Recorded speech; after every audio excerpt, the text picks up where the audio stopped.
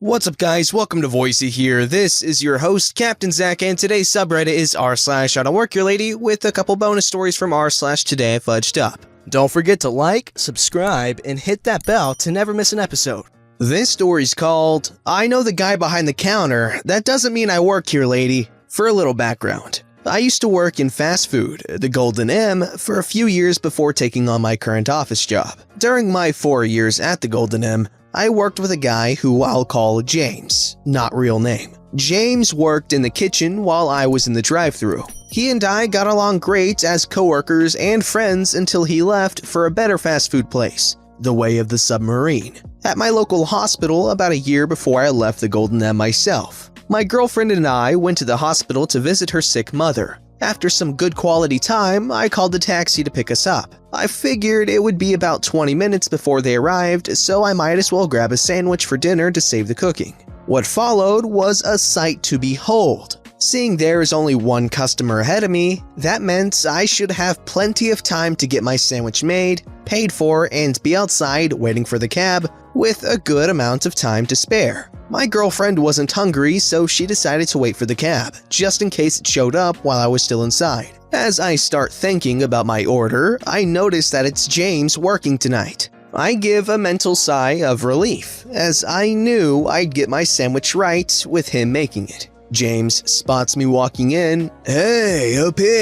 Hey James. The usual? You got it. Sure thing. Let me finish with this customer and I'll be right with you. Take your time. I've got a taxi to wait for anyway. Things start to go smoothly. The one customer ahead of me, a lady who was in her early 40s, being called Karen for obvious reasons to come, is just about to pay for her order when she tells James about a survey offer she has on her phone as a screenshot to get something free. I didn't fully hear what it was, but I think it was a soda. Hearing it was on her phone, I could already tell where this was going. I know I didn't work at the Way of the Submarine before, but I had seen similar issues come up at the Golden M before and figured the concept here was similar. Turns out I was right. Ma'am, do you have the physical copy of the receipt with the survey code? No, I don't. That's why I have this screenshot from the survey on the site. At this point, when I heard her voice, I felt it was vaguely familiar, but I couldn't figure where at that moment. I'm sorry, I can't accept that survey code without the physical receipt. Store policy. That's not true. I was able to do it before without the receipt. I'm sorry for the confusion. However, whoever accepted that survey code without receipt wasn't supposed to do that. That is ridiculous. I did the survey and deserve my free soda. Ma'am, perhaps you might still have the receipt in your purse or wallet. If you have it with you, I'll be glad to ring in your free soda. Without it, my hands are tied. I've heard enough from you. Give me the number for your manager. I'm calling to make a complaint about your rudeness. Hearing this and being a full witness to this ridiculousness, I give James a subtle nod. I wasn't sure if he caught it until I saw the slight smile. James proceeded to write down my cell number and give it to her. There you go. Now then, was there anything else you'd like, ma'am?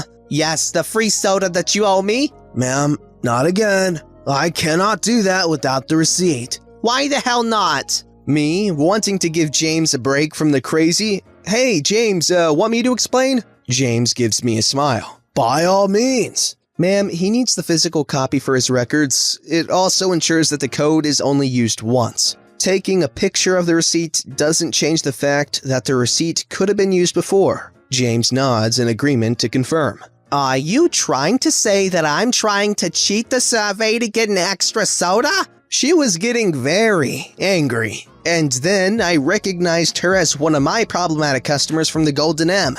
I'm not saying that at all. I'm just giving you a hypothetical scenario. Given you know so much and how you two know each other, you must be the manager. I want him dealt with right now. Ma'am, I'm not the manager. I don't even work here. Also, he's my close friend, so of course we know each other. Then why do you know all this? I worked at the Golden M and had a similar policy. Fine, I'll be calling your manager and getting you in trouble at your work. By all means, go for it. Feel free to ask them if they miss me there. Miss you? You just said you worked there. Right, I worked there. I don't anymore. Then tell me where you work right now. I don't feel comfortable with telling you that. Ma'am, if you keep harassing him, I'm gonna have to ask you to leave the store. Karen takes off in a huff, paying for her sandwich and leaving the hospital. I sighed softly and turned to James, who also sighed, though his sigh was with relief while mine was annoyance. Sorry you got roped into that. No worries, I don't mind. And the number though, please tell me you wrote mine. You know it. The two of us had a good laugh at this. I told him that should the actual manager get a call, I'm more than willing to be a witness to defend him. He appreciated it and started to make my sub. Unfortunately for me, it was at that moment the taxi arrived. I didn't get my sub, but I managed to help my friend out of a jam, and that's far more important. Oh, come on, the least they could have done was given him a cookie or something for the road. He helped you out. This story's called, He Thought I Worked There, Ended Up with a New Friend. Wholesome. I'm a girl. I'm currently in my first year of upper secondary school. I just turned 16 some months ago, and I'm kinda short compared to my friends. 5'4". I really don't like social interaction, cause I'm not really social. I hate being in crowded places, and I really easily get anxiety attacks. I'm really shy and quiet, and I rarely talk to anyone I haven't been knowing for a while. Anyways, I was on a one-day trip with my parents to another city during a school break. That particular city was full of tourists during the break, and the street was crowded. My parents and I went into a couple of stores that were almost completely empty, so that I could calm down a bit. We got to my favorite store. That also was the reason for us going there, because it was the closest city with that particular store. Well, it was a bookstore full of manga and other cool AF stuff. I had been saving money for it for months. My parents left me alone in the store while going to another store nearby. It didn't bother me because it wasn't that many people in the store at the time. I ended up spending 3 hours in that store. Well, I love manga. It was the first time I ever bought it for myself, so I was really excited about it. I had gathered 7 of my favorite manga books in a basket that I carried around. While looking at other things, I saw a guy, I'll call him Alex, around my age, walk into the store. We made eye contact for less than a second, and I didn't really think more of it. A while later, I was looking at the books, trying to decide what to buy when I hear a voice behind me. Alex clearing his throat. Excuse me? I didn't think he was talking to me, so I ignored him. Also because I didn't want to talk at that moment. I felt him grab my shoulder, my face turned red, and I turned around to look at him. Me with a nervous voice. Yeah?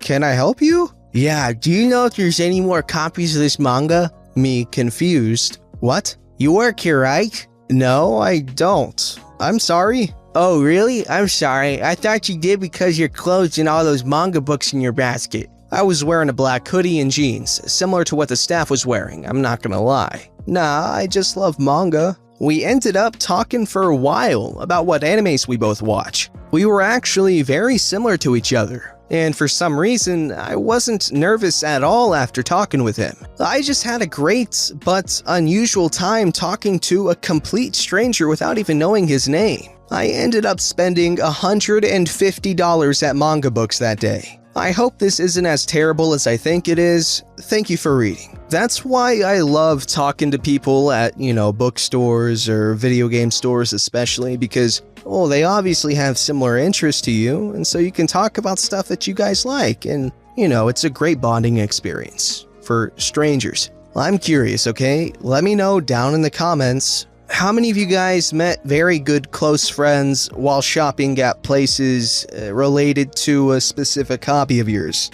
This story's called Wise Choice, Wrong Age. Okay, so I just got home from this event and I'm still shocked. So I was at my local grocery store with my mom because I had to use the bathroom and the plumbing in my neighborhood was shut down due to a broken pipe down the street. My mom was doing some last-minute Thanksgiving shopping, so I was waiting by the electronics and listening to music while looking at the movies and TV shows when one catches my eye. I'll tell you at the end because it's hilarious. I pick it up and glance at it when I get the famous ahem of a Karen right behind me. Excuse me, employees aren't supposed to wear these. She says this as she yanks out my earbuds. Now, I am wearing a red shirt, which is what employees wear. but they have the logo on the front and back, while mine is blank on all sides. Sorry, I don't work here, ma'am? Yeah, right. Don't make me get you a manager. She had that smug voice, and her annoying child behind her, he looked around 10.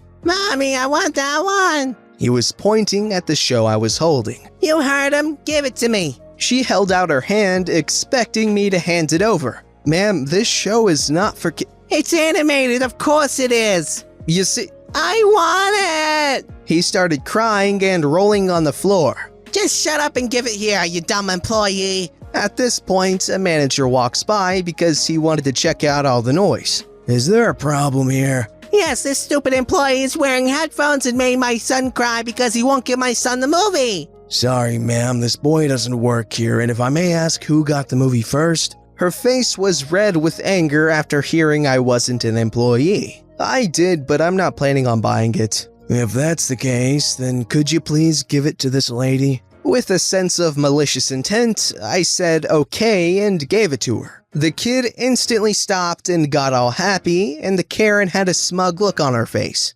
So, are we good here? Yes, we are. I later saw her walk out of the store with her kid still holding the show. The kid was pretty entitled, but maybe he'll have a change of heart after he watches a few episodes of his new collection of part 1 and 2 of JoJo. Okay, so I'm confused here. Is JoJo, really not okay for kids? Because I watched like the first 10 or so episodes, and, honestly, I was kind of bored out of my mind, and I like crazy stuff, so, seems right up my alley. But anyways, I'm confused. Is it not good for children? Because I don't remember anything being too inappropriate, I guess, other than the violence. This story's called Today I Fudged Up by Trying to Be Funny and Embarrassing Myself for Every Thanksgiving for the Rest of My Life. Obligatory, this did not happen today. This happened on Thanksgiving about 15 years ago, when I was a young lad. My family always goes to my one uncle's house, and they have a big basement with a light switch at the top of the stairs. Me, 22M, my brother, my sister, and my 8 cousins always played a game which we called Monster in the Bathroom. The game is just hide and seek, but all the lights are out and the people have to make a noise when the seeker asks them to. Also, we never play it in an actual bathroom. No idea why we call it that. So we play a few games, the lights start on so people can find a good place to hide while the seeker stands at the top of the stairs and counts down. When they are finished counting, they turn out the lights and make their way down the stairs to find people. My oldest cousin was the seeker in this game,